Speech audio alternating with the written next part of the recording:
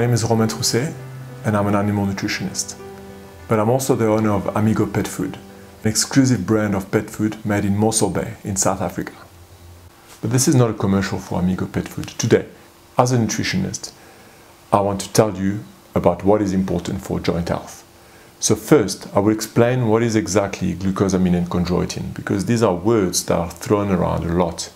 And it's very important to understand the science in very simple terms, once again, behind all of this. But this is not the only thing that is important for joint health. Actually, to my opinion, this is really secondary. To me, there is really a few important parameters that you must look for in dog food, which are extremely important for the health of the dog's joint. I'm going to discuss that with you right now. So first of all, I would like to discuss what is glucosamine and what is chondroitin. This is really important after all, to understand what they are, their role in physiology, and how supplementing them to dogs can possibly improve joint health. As far as glucosamine is concerned, it's very simple. It's all in the name, glucose, amine. You've got a piece of sugar, a glucose, with a piece of protein, an amine, that is stuck together.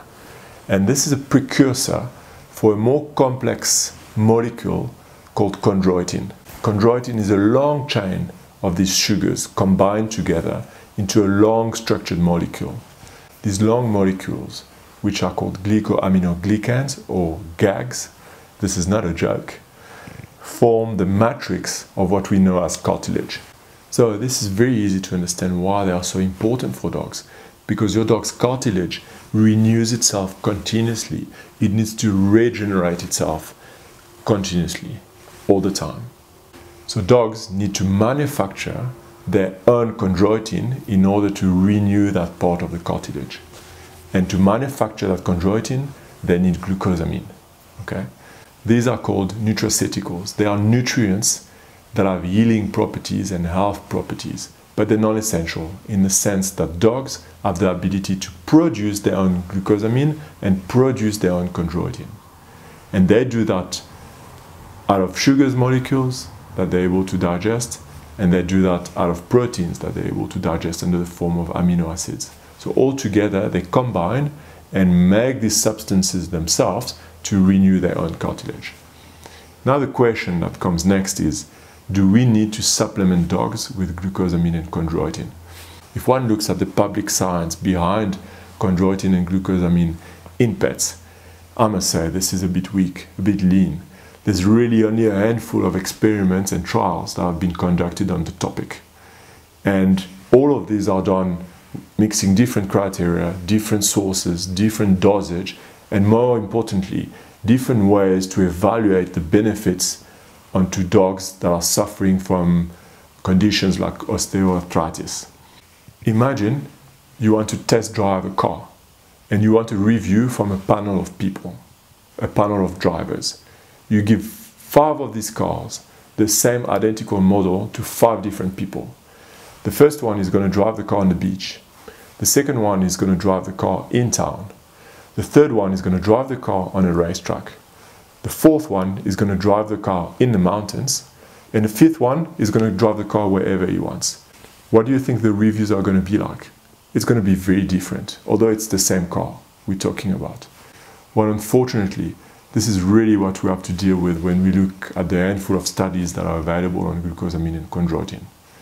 Now, maybe the question that you would like to ask myself is, do I believe in glucosamine and chondroitin? The answer is yes. I believe it's good to supplement dogs, particularly when they're young, when they're building up their joints, and particularly when they're older, when their joints need an extra level of support with glucosamine and chondroitin. And I want to explain to you why. Although the science on pets is a little bit weak, like I mentioned before, there is very good evidence that it has beneficial effects on human health and on joints particularly. And after all, these are quite cheap and affordable additives. So to include them in pet food as a safety margin is not a bad idea. And actually, more than often, I think it's really beneficial to pets. But I would like to go a step further with you guys. The question for me is, if we want to deliver glucosamine and chondroitin as supplements on top of the normal diet to a dog, is pet food the right carrier?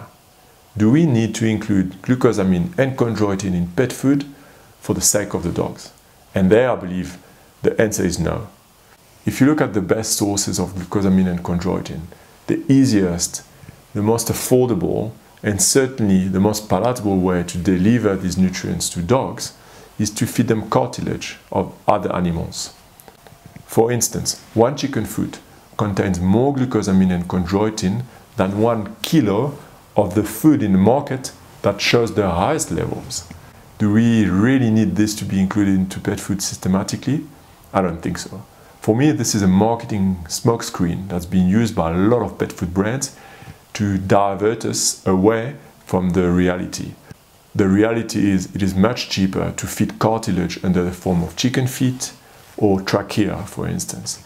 And if you Google this, you will really find references on that topic all over the internet. So this is what I would recommend, rather than focusing on those lower levels that potentially can be brought by dog food.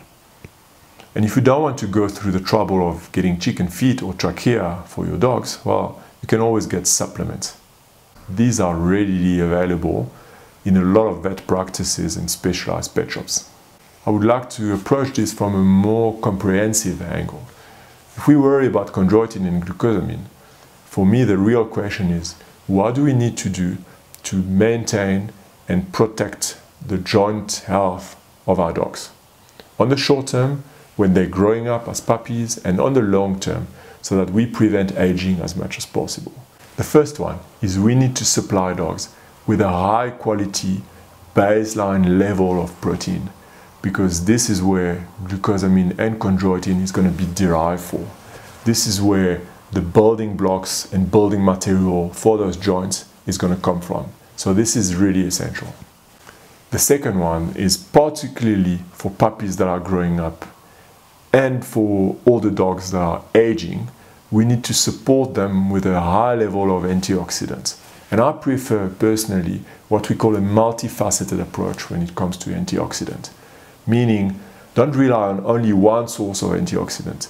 There must be many contributors in the food bringing different type of antioxidants to the picture so that your dog's metabolism can benefit fully.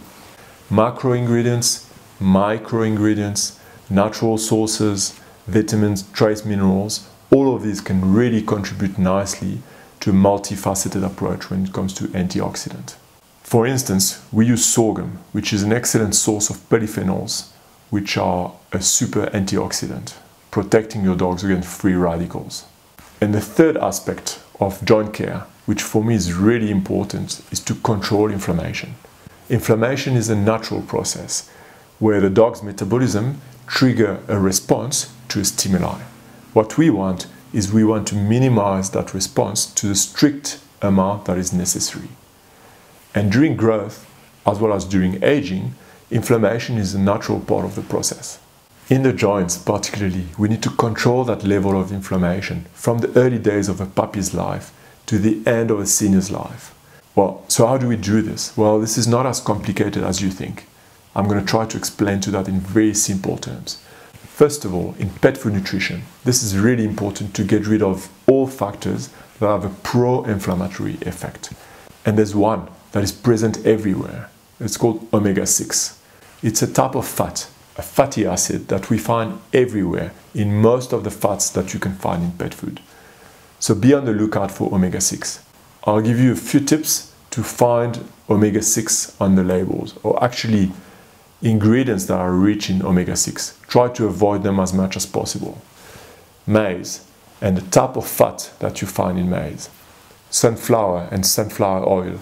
Soya and soya oil are very rich in omega-6, very much pro-inflammatory. But that's not where it stops. Pork fat, poultry fat, and beef tallow or beef fat are really rich and balanced in omega-6. And balance against omega-3s, because what you want really is a high level of omega-3s and a level of omega-6 as low as possible. In nutrition, we refer to this as the omega-6 to omega-3 ratio. You want this to be as low as possible. If possible, below 5. This is really important. So my advice is to avoid these ingredients as much as possible in pet food.